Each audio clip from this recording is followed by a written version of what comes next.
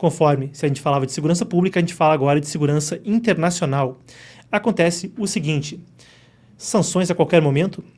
Trump, que vinha de um atrito com Zelensky, agora parece ter um atrito com Vladimir Putin, enquanto reportagens alegam que Washington não está contente com nenhuma das partes na busca por um cessar-fogo. Acontece que, em um mundo conectado por comércio, sanções, tarifas e pressão financeira pode pesar muito, em particular quando se fala de grandes potências.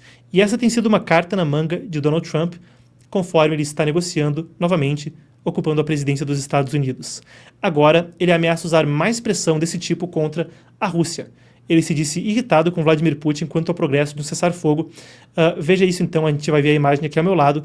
Isso é uma entrevista que aconteceu no final de semana. Essa é Kristen Welker, da NBC. Ela fez uma entrevista por telefone com Trump. Essa é uma imagem do noticiário onde ela relata o que aconteceu. Ela conversou com ele 2 vezes no final de semana, pela primeira vez no sábado, em uma entrevista completa, e depois ele telefonou para ela no domingo para registrar algumas questões. Nas palavras, então, de Trump, segundo relata a NBC, ele disse o seguinte nessa entrevista por telefone: se a Rússia e eu não conseguirmos fazer um acordo para parar o derramamento de sangue na Ucrânia, e se eu achar que foi culpa da Rússia, que pode não ser, mas se eu achar que foi, eu vou colocar tarifas secundárias em todo o petróleo vindo da Rússia. Guardem essas palavras, tarifas secundárias, a gente vai falar mais sobre isso na sequência. Pela entrevista, tarifas poderiam vir a qualquer momento, diz Trump, e ele acrescentou ter ficado chateado com Putin.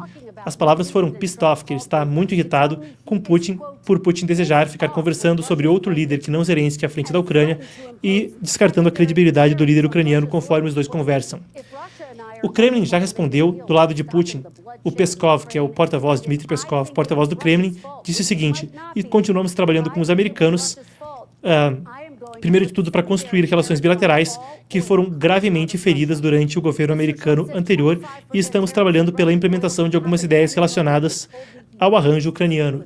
O trabalho está a caminho, mas por agora não há especificidades se nós poderíamos ou deveríamos contar para vocês. É um processo que consome tempo e que é complexo. Então, a gente vale ainda acrescentar que os dois podem se reunir ainda nessa semana.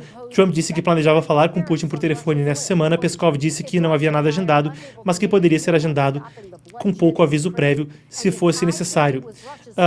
Muito bem, a gente pode voltar para mim e a gente traz à tona o seguinte agora então. O que são as tais das tarifas secundárias? Eu pedi que vocês guardassem essas palavras na cabeça.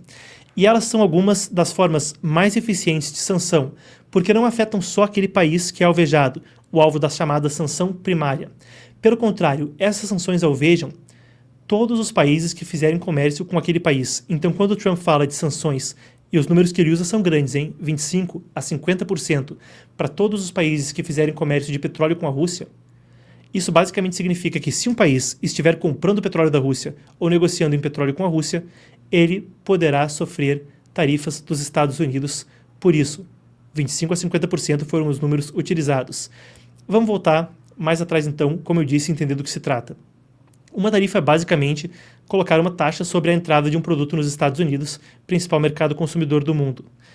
As tarifas secundárias são essa espécie de sanção mais complicada. Sobre o petróleo, por exemplo, significaria, como eu disse, que um país que está comercializando com a Rússia com petróleo poderia sofrer sanções dos Estados Unidos. Para a Rússia agora, a dimensão dessa ameaça pode ser um pouco mais grave do que sanções anteriores. Vamos lá. Dados do Banco Mundial mostram que em 2021, antes da guerra, combustíveis, isso inclui petróleo, eram cerca de 43% das exportações russas e uma porção importante da economia. Essa é uma receita que tem caído constantemente, mas as sanções secundárias poderiam também gerar pressão, afetando aliados da Rússia.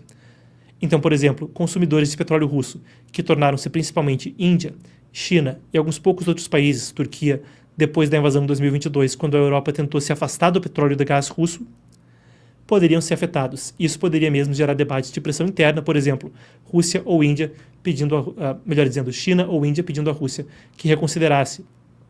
Há um contra-argumento de que com tantas sanções já pesando sobre a Rússia, isso pudesse ser algo relativamente menor. É um outro lado do argumento, que seria sim algo grave, mas não mudaria o jogo.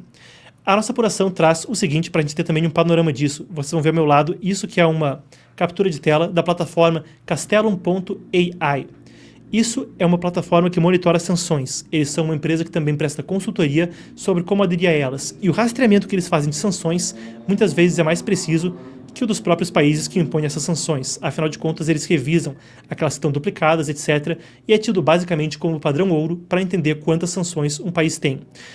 O que se vê aí em inglês é uma captura de tela do relatório deles, atualizado em janeiro desse ano, quanto à Rússia, para um total de estarrecedoras mais de 24 mil sanções. Aí se vê 2 mil, quase 3 mil antes da invasão à Ucrânia e mais de 21 mil impostas desde aquele fatídico fevereiro de 2022. Os segundos lugares ficam muito atrás. Irã, Coreia do Norte e Venezuela estão muito, muito atrás. É muitas vezes mais o que se poderia esperar de quase qualquer outro país.